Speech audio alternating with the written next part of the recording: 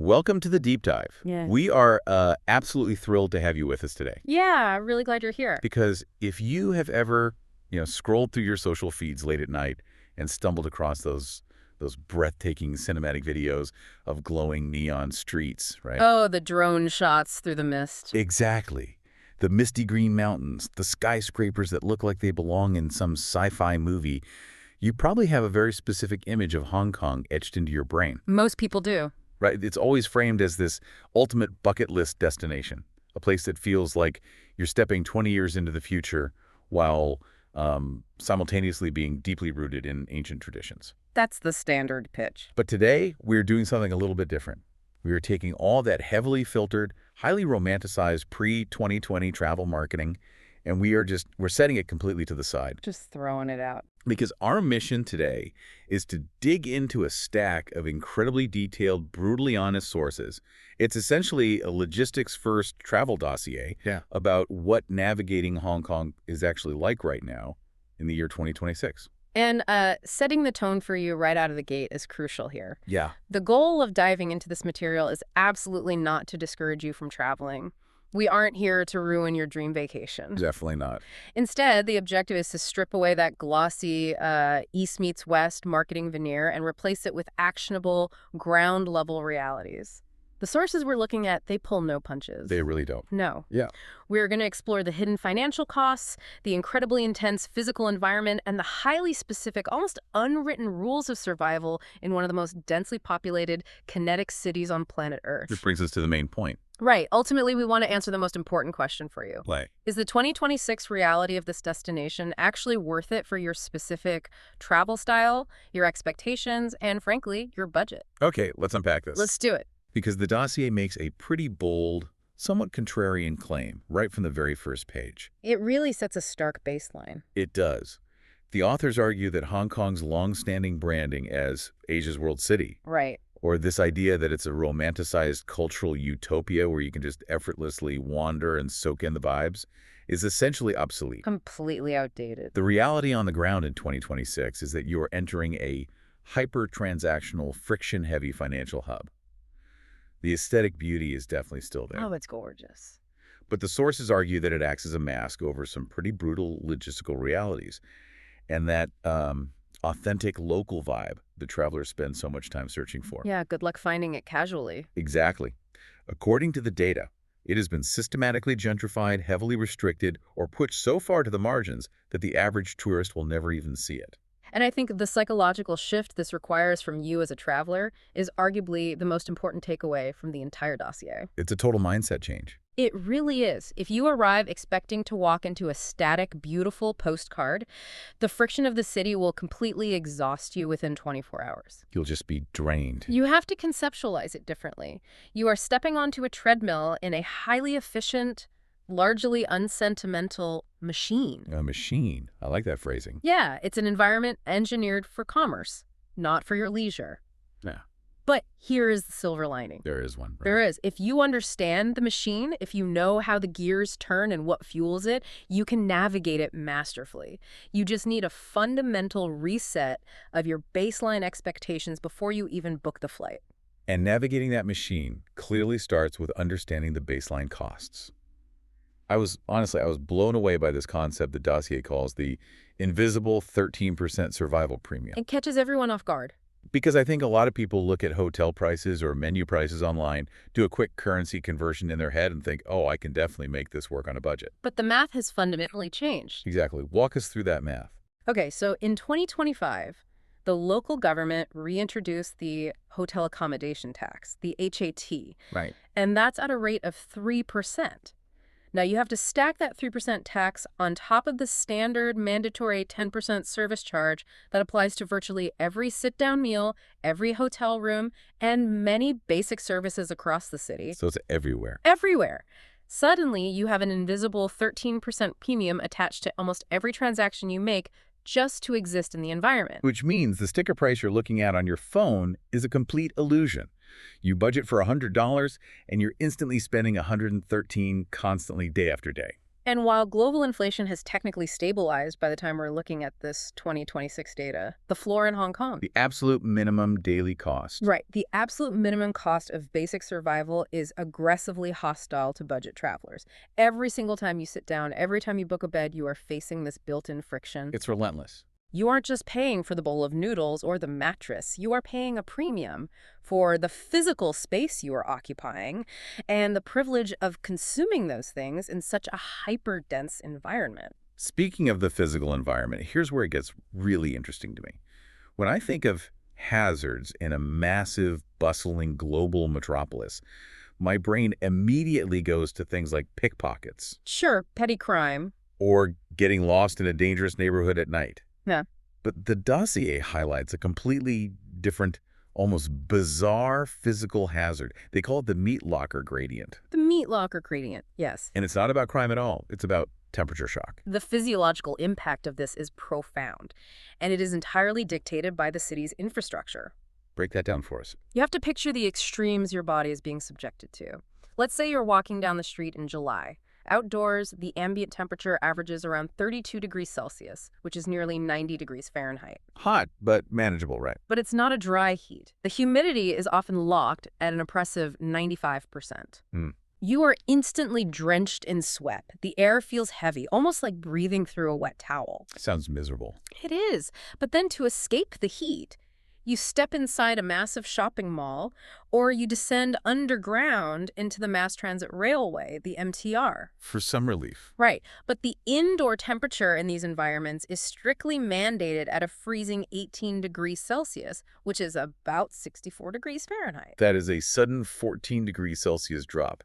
It's the equivalent of walking out of a sweltering sauna directly into an industrial refrigerator while wearing soaking wet clothes. Exactly. Try to imagine doing that multiple times a day. Your body cannot efficiently handle that kind of rapid thermal cycling. The dossier notes that this specific phenomenon causes pervasive traveler illness. People actually get sick from this. Oh, absolutely. You will see tourists whose immune systems simply crash within 3 days of arrival. They develop severe sinus infections, chest colds, intense fatigue. Just from the AC. Just from the constant extreme fluctuation.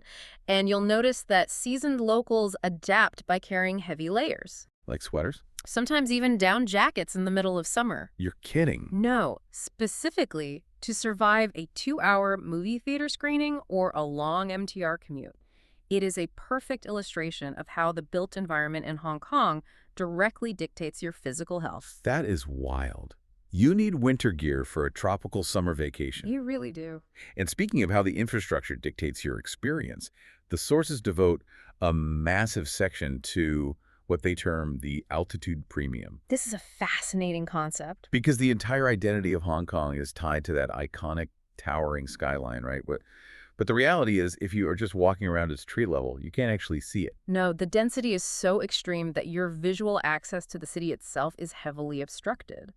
Visual space is arguably the most valuable commodified asset in the entire territory. So you're just looking at walls. Pretty much. At ground level, your horizon is usually just the side of a bus or the concrete wall of the skyscraper directly across the narrow strait. The sky is a sliver above you. So how do you actually see the skyline? Well, if you actually want to perceive the famous skyline to get that panoramic view that sold you on the trip, it requires a transaction. The transaction. Always. You are either paying a massive capital premium for a luxury hotel room on the 40th floor, you are dropping 198 Hong Kong dollars or more for a ticket to an observation deck, or you are committing to a steep, grueling physical hike up a mountain trail in that 95% humidity. The view is not a public good, it is deeply monetized. It really makes you rethink what you are actually paying for. And it's not just the views that operate on these strict, unsentimental metrics, it's the service industry too. Very much so. The dossier points out the near-total disappearance of spontaneous leisurely service. If you are coming from a culture where the norm is to linger over cappuccino, read a book at a cafe, or have a long, chatty conversation with your waiter, you are going to hit a brick wall. A total brick wall. Service operates on severe turnaround metrics. The unwritten cultural standard is basically, hurry up, eat, and get out. This touches on the fundamental conflict between traditional hospitality and raw spatial efficiency. Right. In an environment where commercial real estate rent is astronomical, a restaurant literally cannot afford to have you occupying a table for 2 hours over a single cup of coffee or a plate of dumplings. They go bankrupt. Exactly. Transaction speed completely overrides hospitality. The staff are trained to turn tables at lightning speed. You will frequently experience plates being cleared from your table while you are literally mid-bite. Mid-bite. Yes. And if you try to linger after your meal, you will be penalized by the staff's behavior. They will hover, they will drop the bill repeatedly, or they will simply ask you to leave so the next person can sit. And it's not because they're being malicious. Not at all. They are just operating within the strict economic realities of their environment. Yeah. They need that table to hit their daily margins. It's purely math. It's just business. So, knowing that the machine operates this way, timing your interaction with it becomes everything. The dossier spends a lot of time contrasting the historical hype of the physical landscape with the modern reality of crowds and weather. This is where timing is crucial. Let's talk about the aesthetics first, because the way the city looks is shifting rapidly. The traditional travel marketing promises this seamless, intoxicating blend of dusty colonial history and futuristic, buzzing neon. A classic vibe. But by 2026, the data shows a very different landscape.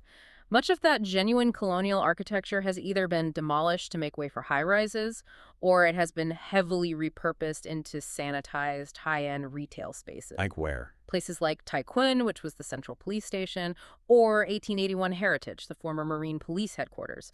When you visit these spots now, you aren't exploring a raw historical artifact. You are essentially walking through an open-air luxury mall filled with international designer boutiques. And the neon. Reading this part was genuinely devastating for anyone who loves that classic cyberpunk aesthetic. It is a massive visual shift. Because the iconic, chaotic, buzzing neon signs that used to overhang the streets, creating those glowing tunnels of light, they are actively being dismantled. Down they go. Due to updated safety regulations regarding structural integrity, the government is tearing them down and replacing them with sterile, flat, hyper-bright LED screens. The aesthetic that everyone chases on social media is quickly becoming a ghost of the past. It's a real shame for photographers. It is. But what certainly isn't a ghost are the crowds. Right. We need to contextualize the density metrics to fully grasp what the crowds feel like. Well, lay it on us. The district of Mongkok consistently ranks as one of the most densely populated places on Earth. We are talking about packing roughly 130,000 people into a single square kilometer. 130,000. In 1 square kilometer.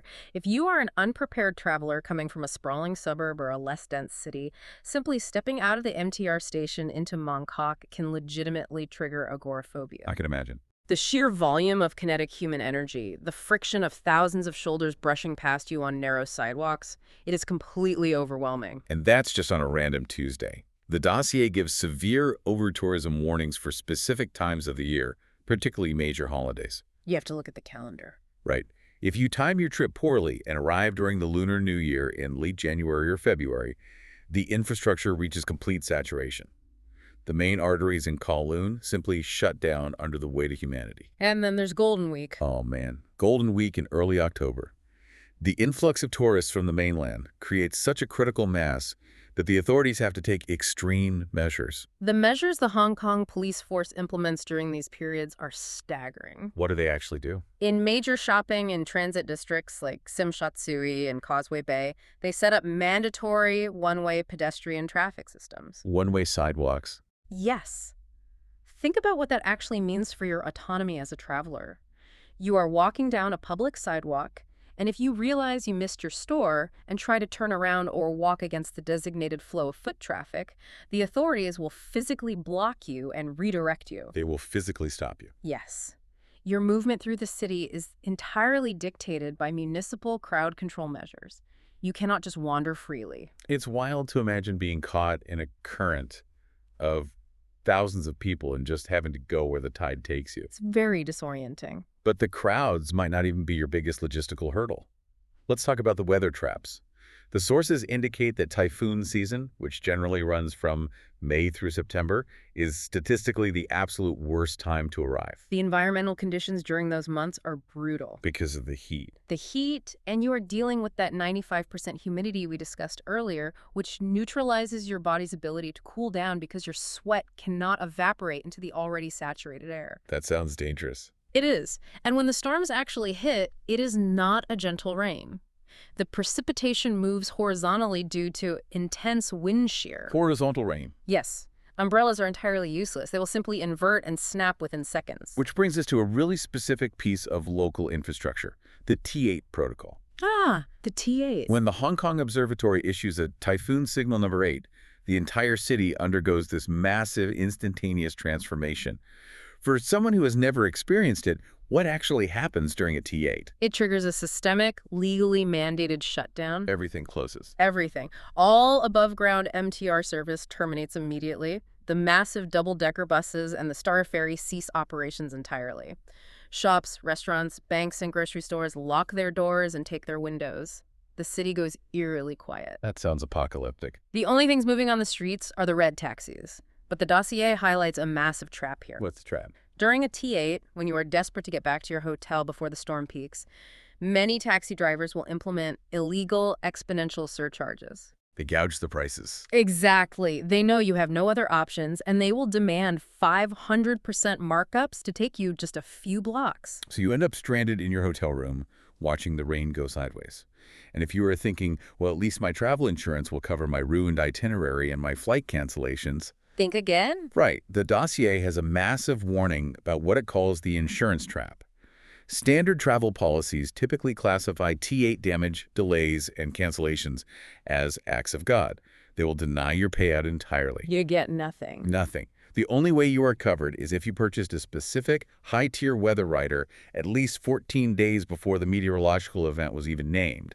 If you just clicked the standard insurance box when you booked your flight online, you are completely out of luck. Which leads the analysts who compiled the dossier to pinpoint one highly specific window for travel. The secret season? Yes. If you analyze all the meteorological data, the crowd metrics, and the holiday schedules, there is a clear secret season. It runs from late October to early December. So just about 6 weeks. Mathematically speaking, this 6-week window is the only logistically sound period to visit the city. Let's break down the math on why that specific 6-week window is so perfect. Several critical data points converge during this period. First, the humidity finally drops below 70%, breaking that oppressive, sweaty feeling. Finally. The ambient temperatures cool down to hover around a very comfortable 22 to 25 degrees Celsius, which is the mid-70s Fahrenheit. That's perfect walking weather. Exactly.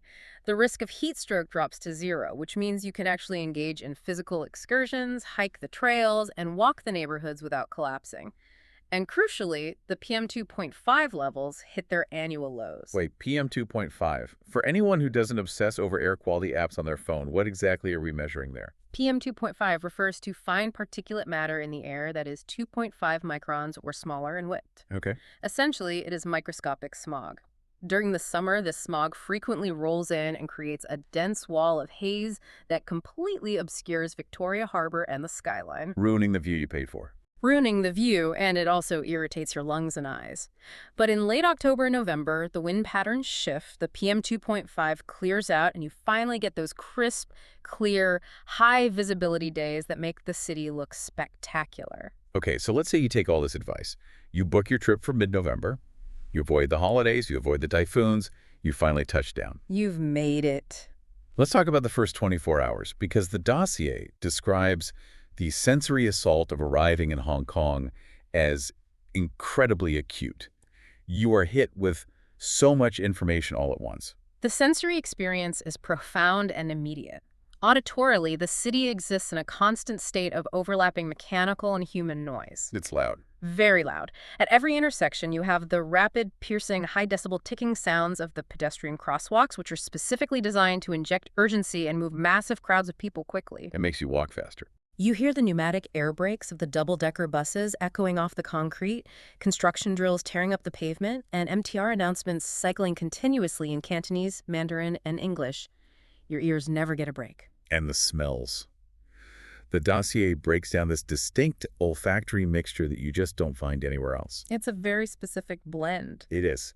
If you walk through areas like Davao Road West, the air is incredibly thick, The pungent, salty smell of dried seafood spilling out of the wholesale shops. Very intense. You get the metallic ozone smell venting up from the mass transit systems, the heavy exhaust fumes from the minibuses that get trapped at street level by the sheer height of the skyscrapers. And honestly, in the older alleyways of Kowloon, the distinct odor of raw sewage from antiquated plumbing. It's not to process. And spatially, the verticality is so intense. Sky visibility at street level is frequently under 15%. The sidewalks in places like Central and Wan Chai are so narrow, and the foot traffic is so heavy that you are frequently forced into single-file walking just to move forward. All of this sensory overload is exactly why your initial transit vector from the airport is so critical. How you get into town matters. Hugely. Hong Kong International Airport, HKIA, is located out on Chek Lap Kok Island. The moment you clear customs, you have a choice to make regarding how you get into the city, and the dossier frames this as your very first test of logistical preparedness. Let's break down those choices. Yeah. Because the dossier is completely unambiguous here. There's an optimal route, and there is a catastrophic failure route. The optimal route is the Airport Express train. The logistics are flawless. Flawless how? It costs 115 Hong Kong dollars, which translates to roughly 14.75 USD. It takes exactly 24 minutes to reach Central Station on Hong Kong Island. Exactly 24 minutes. But the trains depart every 10 minutes, meaning you never really have to wait. The carriages are heavily air-conditioned, they feature free Wi-Fi, and there are device charging stations at the seats. It is clean, efficient, entirely predictable, and statistically the only rational choice for entering the city. And then there's the failure route, which is taking a taxi from the airport rank.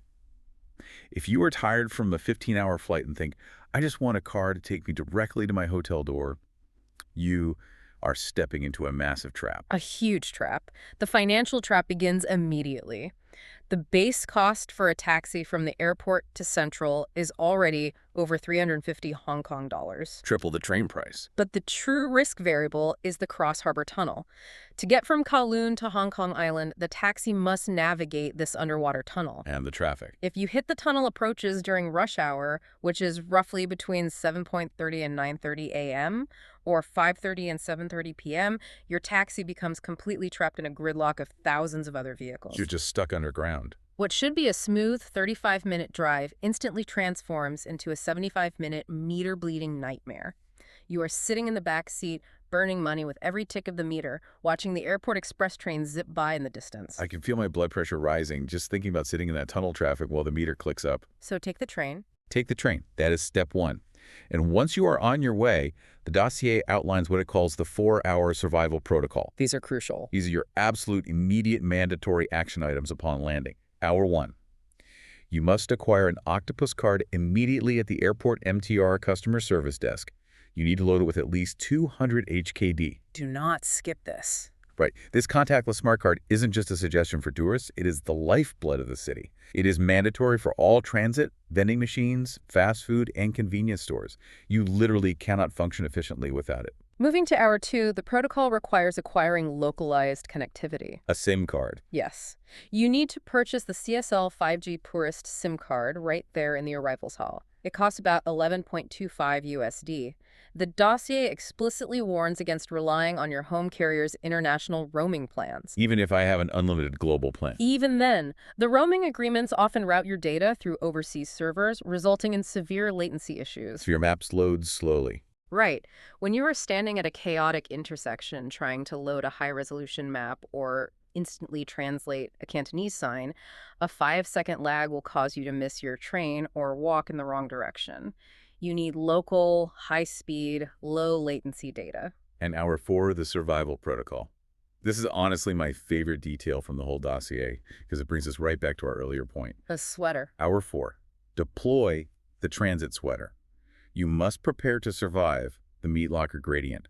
You need to pull that extra layer out of your bag and put it on the second you enter a major transit hub or a mega mall, or you will be shivering uncontrollably within minutes while your sweaty shirt turns to ice against your skin. So you have survived the airport, you've got your Octopus card, your 5G is humming, and you are bundled up in your transit sweater. You're ready. But eventually you have to put your bags down and sleep.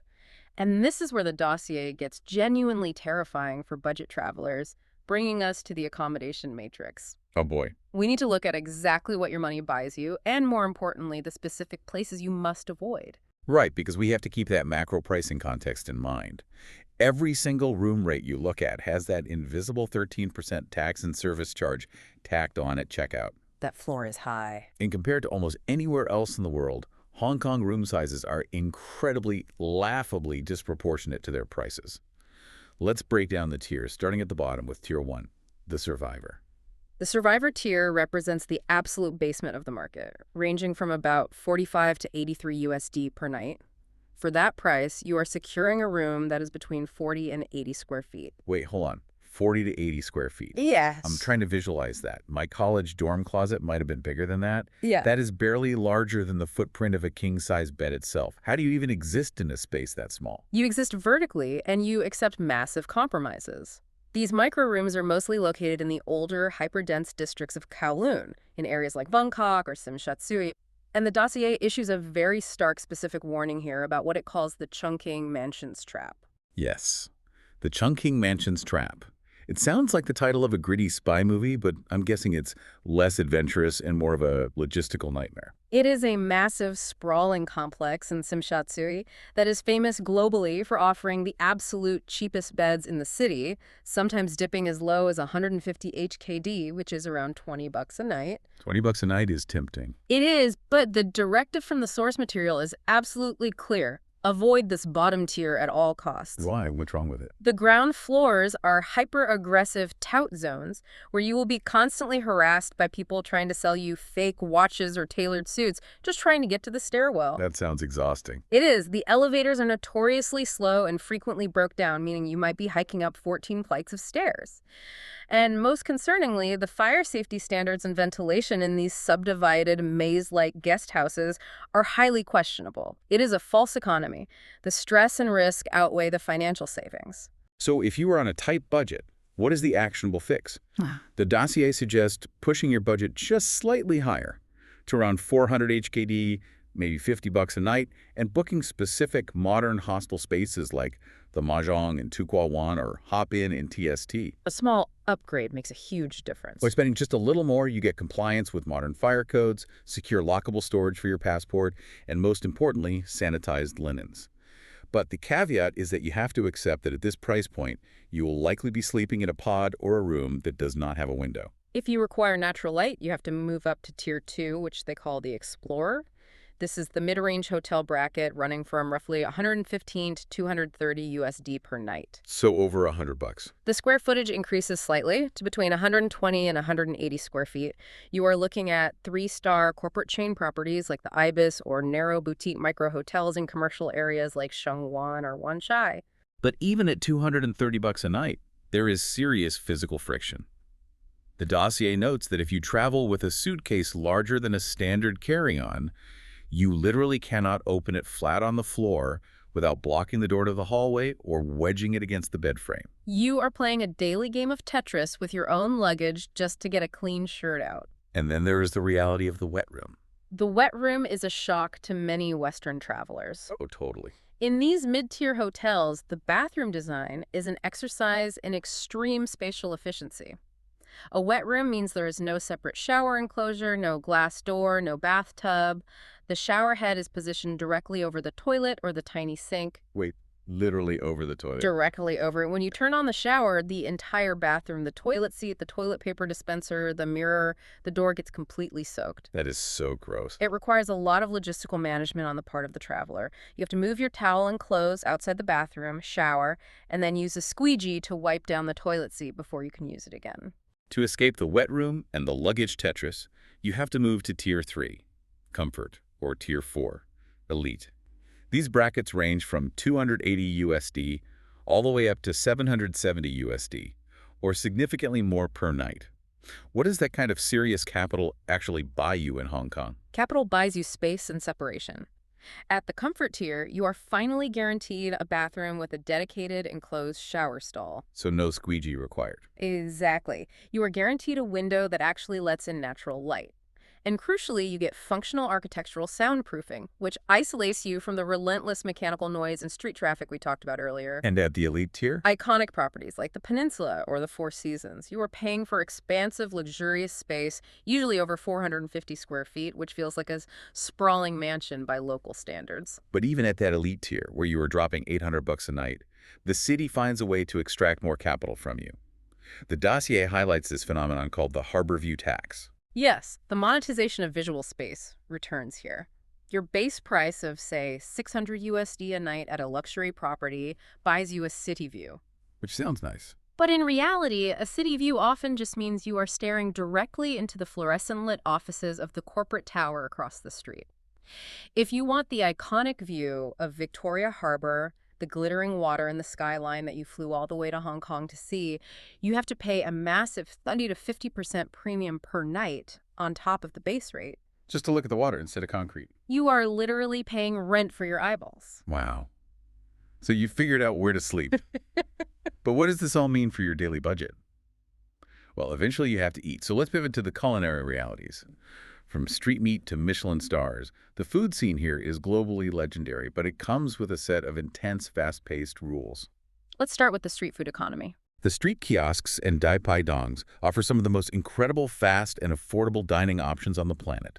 You can walk up to a steaming street-side cart and get a skewer of spicy curry fish balls for about $1.90 or a massive, freshly made waffle-like eggette for about $5.75. It is delicious and it is efficient. But logistically, you must be prepared to interact with these vendors. Cash is still strictly required at many of the older traditional stalls. They will wave away your credit card. So always carry cash. And a crucial hygiene detail.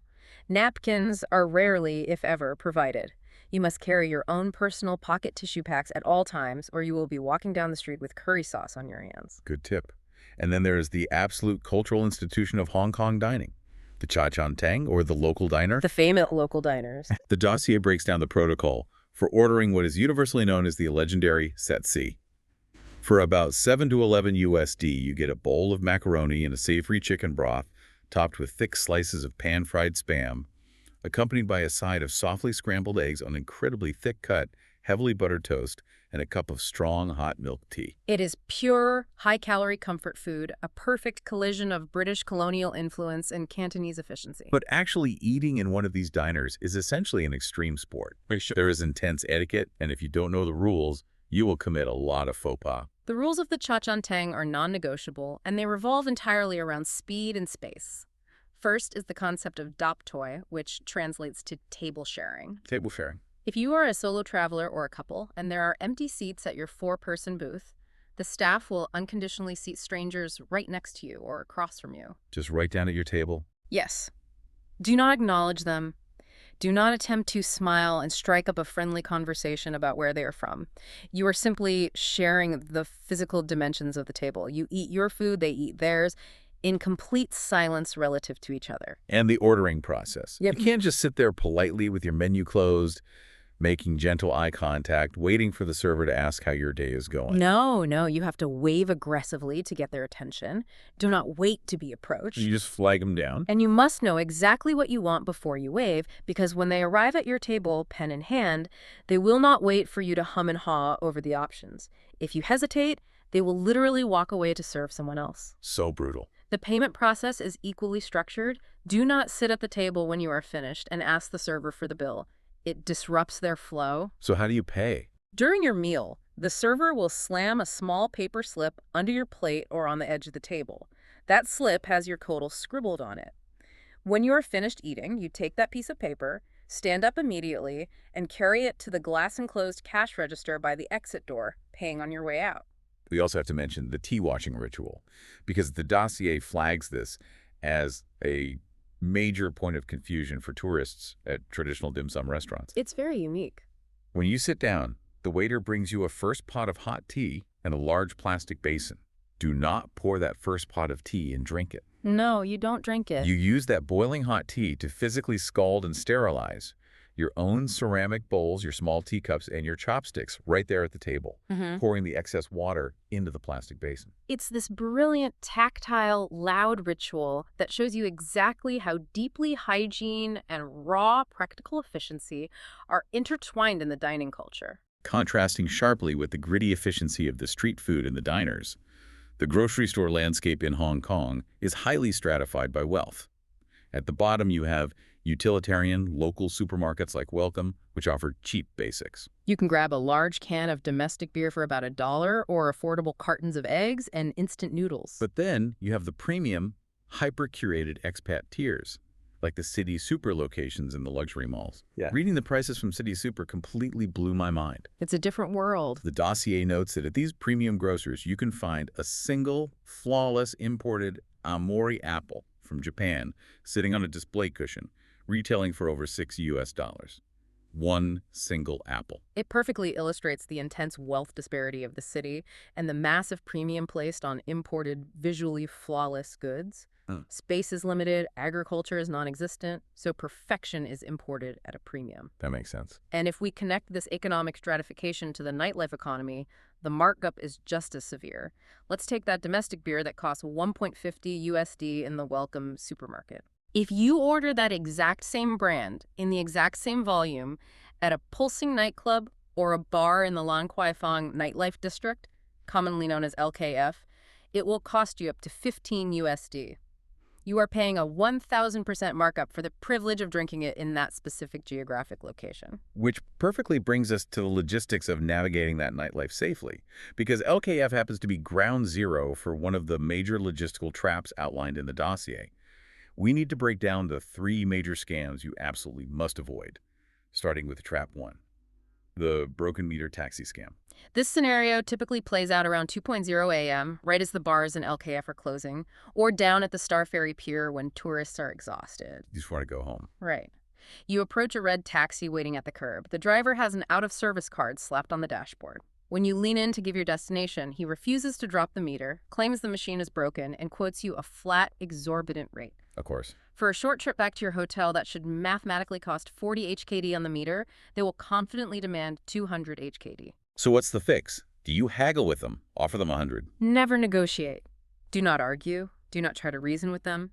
Close the door and walk away immediately.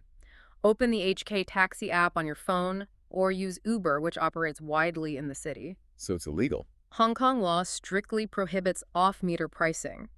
These specific drivers are essentially a rogue element. They are simply preying on tourist fatigue, intoxication, and desperation to get home. Trap 2 is completely different. It's the fake monk extortion.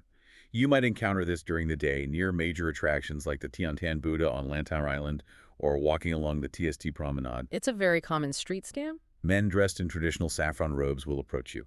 They will forcibly press a cheap plastic amulet or a wooden bead bracelet into your hand. Once you take it, they physically block your path, pull out a ledger, and demand a heavy cash donation for temple maintenance, sometimes aggressively pushing for up to 500 HKD. The actionable advice from the dossier here is simple and firm. Real practicing Buddhist monks in Hong Kong do not solicit cash on the street. It goes against their vows. So what do you do if they approach you? If you are approached by one of these individuals, keep your hands deeply in your pockets. Do not accept the item. Break eye contact and keep walking with purpose. And if they block you? If they manage to corner you or become physically aggressive in blocking your path, simply say the word police loudly enough for the surrounding crowd to hear. Because they are operating an illegal extortion scam, they will scatter immediately. Trap 3 brings us right back to the chaos of LKF. The aggressive vendors. In this dense nightlife district, there are highly organized, aggressive groups of women who specifically target tourists who appear distracted, lost, or visibly intoxicated. They are very fast. They'll swiftly approach and pin a glowing, light-up flower onto your shirt or slide a neon headband onto your head before you can react. The instant the item is on your body, they demand money. And here's the trap. Right. If you realize what's happening, pull the item off and try to politely hand it back to them. They will cross their arms, refuse to take it, and start causing a massive vocal scene in the middle of the street, loudly accusing you of theft to embarrass you into paying. The fix for this requires strict spatial awareness. When walking through LKF, keep moving. Do not allow anyone to touch you or pin anything to your clothing. But if they manage to get it on you? If an item is placed on your person before you can stop it, simply remove it, let it drop directly to the pavement, and keep walking. Do not bend down to pick it up. Do not try to hand it back. Just remove yourself from the immediate situation. They will pick it up and look for the next target. Now, regarding overall physical safety, the dossier is incredibly clear. Violent crime, things like muggings, armed robberies, or unprovoked assaults against tourists, is statistically microscopic in Hong Kong compared to major Western cities. Very safe in that regard. But the actual physical threats to your safety are surprising, and they are mostly infrastructural. The primary physical threat to a traveler is vehicular traffic. Hong Kong drivers, particularly taxi and minibus drivers, operate with intense aggression. They execute right turns on red lights at high speeds. And the minibuses? The red minibus drivers, in particular, operate on strict time quotas to maximize profit, and they frequently speed through narrow streets. Because traffic flows on the left side of the road, tourists conditioned to look left before stepping off the curb frequently step directly into the path of speeding buses. So you really have to retrain your brain to look right. Exactly.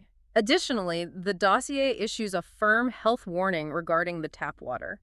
While the water is technically safe when it leaves the municipal treatment plant, the antiquated, unreplaced piping in a vast majority of older residential buildings and mid-tier hotels leaches heavy metals into the water supply. So do not drink the tap water. Stick exclusively to bottled or boiled water. Now, moving beyond the physical infrastructure, the dossier devotes a significant section to legal safety, specifically regarding the 2020 National Security Law, or NSL.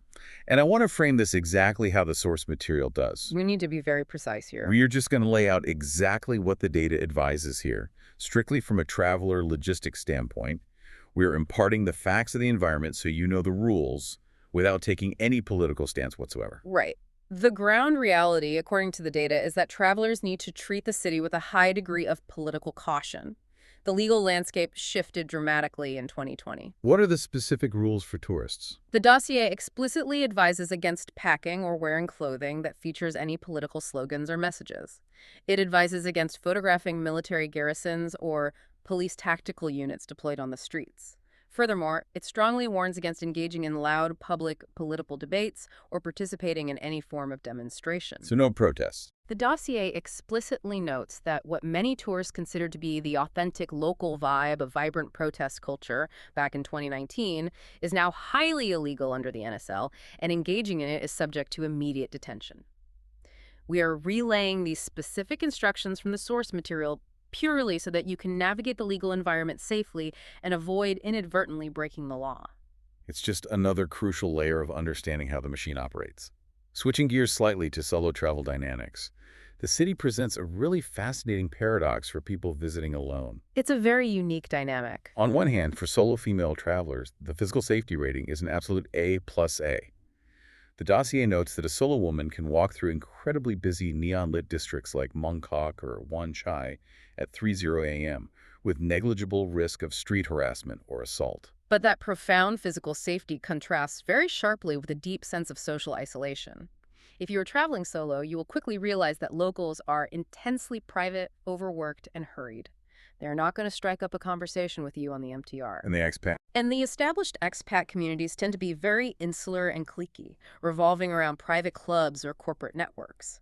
The dossier notes that unless you actively hack this dynamic by booking organized group activities like structured evening food tours or joining a localized meetup hiking group on weekend mornings, you will likely experience profound isolation amidst a sea of 7 million people. Which leads us perfectly into the final major section of the dossier, hype versus hidden gems. This is where we look at the crushing disappointments and the incredible rewards of exploring the city. The sources provide these amazing, vivid stories contrasting the social media expectations with the gritty 2026 reality. Let's start with the big word. The Monster Building, formerly known as the Yixiong Building Complex in Quarry Bay. The hype around the Monster Building is massive. It is the defining image of Hong Kong density on social media. Influencers portray it as this awe-inspiring cyberpunk architectural wonder. Everyone has seen this photo. The photos always show a lone traveler, looking up in awe, standing in the center of a vast, empty canyon formed by thousands of hyper-dense, colorful apartment units stacked on top of each other. But the reality on the ground is absolutely miserable. You take the MTR all the way out there, you walk into the courtyard, and you don't find a serene architectural wonder. You find a queue of 40 to 60 sweating tourists waiting in line for a turn to stand on a specific ventilation block to get that exact photo. Just a line. The courtyard smells heavily of raw garbage from the dumpsters. You have exhausted everyday residents hanging their wet laundry on bamboo poles directly above your head, occasionally screaming down in Cantonese for the tourists to shut up and leave. And the most egregious part. Yeah, that everyone in that queue is completely ignoring the massive bright red banners strung up by the resident committee that explicitly state, in English and Chinese, no photography, private property. It forces you to confront the often uncomfortable logistical and ethical reality of modern travel. You are taking the MTR to treat an exhausted working-class neighborhood people's private homes and daily struggles as a stylized photo backdrop for your social media feed. It's pretty messed up when you think about it. It creates immense friction with the locals. It is a highly unpleasant, stressful experience, and the dossier's recommendation is clear. Skip it entirely. Let the residents live in peace. Let's look at another highly hyped experience, the Peak Tram. The traditional advice is that you have to take this historic funicular tram up the steep side of Victoria Peak right at sunset to get the ultimate view of the city lighting up. And the disappointment. Well, the reality is a 90 to 120-minute queue just to board the tram. You pay 148 HKD for a ride that lasts exactly 7 minutes. And when you reach the top, you are corralled onto a concrete, commercialized viewing deck, crammed shoulder to shoulder with hundreds of other tourists aggressively elbowing you to get their phones over the glass barrier. And remember the weather data. Oh, right. There is a 40% chance that the PM 2.5 smog completely obscures the view anyway, meaning you waited 2 hours to look at a gray wall. But this is where understanding the geography unlocks the hidden gems. The alternatives for getting that altitude view are spectacular. If you want the true, gritty, rewarding experience, the dossier suggests tackling Lion Rock over in Kowloon. The hike. Yes, it is a grueling, completely free, 2-hour stair climb up a rugged mountain trail. But when you reach the summit, there are no glass barriers, no ticket booths, and very few tourists. You sit on a raw granite boulder and get a 360-degree panoramic view of the entire Kowloon Peninsula stretching out below you. It perfectly represents the true, resilient spirit of the city. And look, if you don't want to do a 2-hour Stairmaster routine in the humidity, there is a brilliant logistical hack. It's called Lugard Road. A much easier option. You just take a standard city bus or a taxi up to the peak, entirely bypassing the tram queue. You ignore the crowded, paid viewing terrace, and you just walk 15 minutes down Lugard Road. It is a completely flat, paved, heavily shaded path that cuts right through the dense jungle wrapping around the mountain. Then the view. Gaps in the trees give you the exact same multi-million-dollar skyline view as the paid terrace, completely for free with barely anyone around you. Let's apply that same logic to culinary authenticity. The global hype constantly points tourists toward Tim Ho Wan, specifically the branch located inside Hong Kong Station. It is heavily marketed as the world's cheapest Michelin-starred restaurant. I've heard of that one. But by 2026, the reality is that this specific branch has devolved into a sterile, fluorescent-lit tourist factory. You sit in a sanitized room, you tap your order on a digital tablet, and the food, while consistent as mass-produced, often prepared in off-site central kitchens, the soul of the experience is missing. So where do you go if you want the real deal? If you want the authentic grind, the real reward, the dossier points to a place called Songhui-Yat, located deep in the older neighborhood of Sayingpun. That's the real local experience. But unlocking this gem requires immense effort and a willingness to embrace the friction. You have to wake up and arrive by 5:30 a.m. There is absolutely no English menu. You will have to fight for a tiny plastic stool at a shared table. The noise is intense. The noise of clattering dishes is deafening, and you must perform your own tea-washing ritual to clean your bowls. But the reward for navigating all that friction, you were eating incredibly complex, steaming dumplings that were hand-pleated at 4 a.m.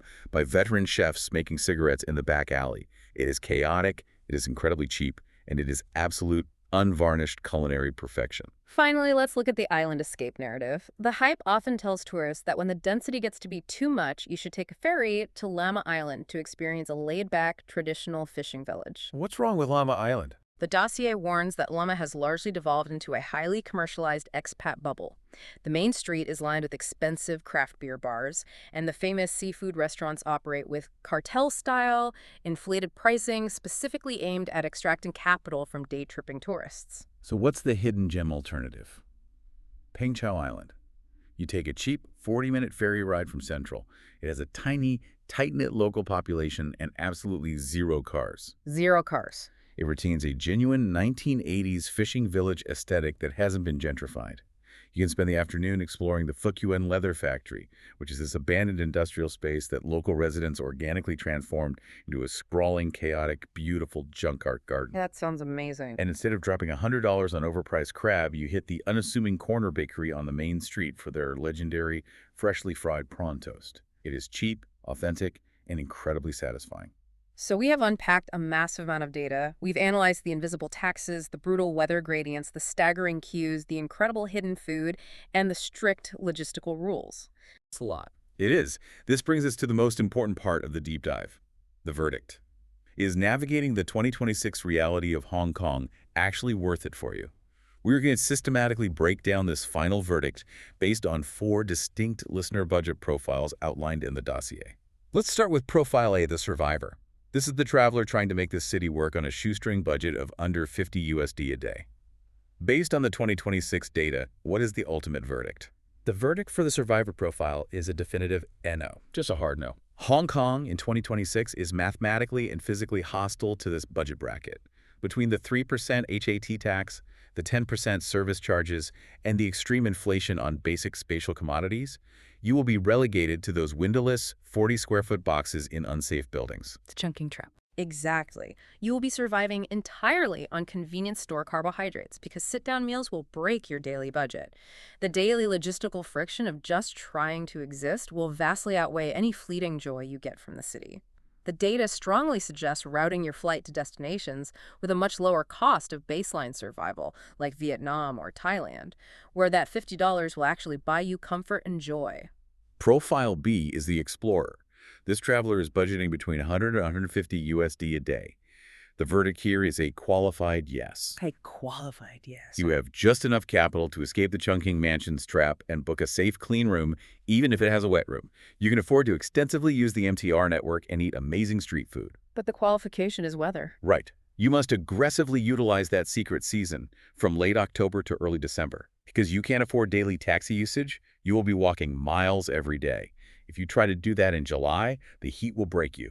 Your joy at this tier comes from embracing the street-level grit-finding Sambu yacht at 5 a.m. or hiking Lion Rock, not from Skyline Luxury. Profile C is the comfort traveler, budgeting roughly $250 to $300 a day. The verdict for this profile is a solid yes. A solid yes. This budget bracket represents the baseline capital needed to actually unlock the marketed, romanticized version of the city. At $300 a day, you get a hotel room with a window, soundproofing, and a separate shower. You avoid the wet room. You can effortlessly afford the Airport Express, and you can casually call Ubers to bypass the exhausting MTR crowds when your feet hurt. At this tier, your capital effectively mitigates the worst of the city's friction, allowing you to actually enjoy the aesthetic beauty. And finally, Profile D, the elite. This is the traveler spending $600 or significantly more per day.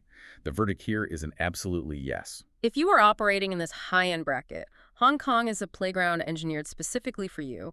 The city's primary, most impressive infrastructure, the glittering luxury malls, the Michelin-starred omakase counters hidden in office towers, the private yacht charters in the harbor is explicitly designed to extract high-end capital and reward it with flawlessly seamless experiences. So the friction disappears. At this tier, the brutal density and the oppressive weather cease to be obstacles. They simply become a cinematic, kinetic backdrop that you view safely from the quiet of a climate-controlled penthouse suite or the back of a private car. So what does this all mean when we put the pieces together? If we synthesize everything we've pulled from this dossier today, the core thesis is that Hong Kong in 2026 is a breathtaking, highly efficient machine.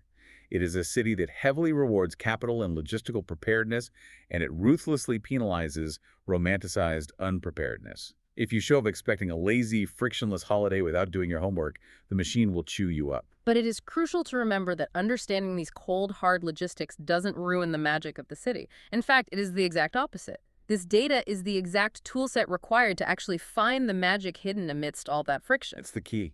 When you know exactly how to avoid the taxi scams, when you are prepared with your transit sweater to survive the thermal shock, and when you know to skip the exhausted tourist traps in favor of the authentic, gritty neighborhood spots, you unlock a profound, deeply rewarding travel experience that most casual tourists completely miss.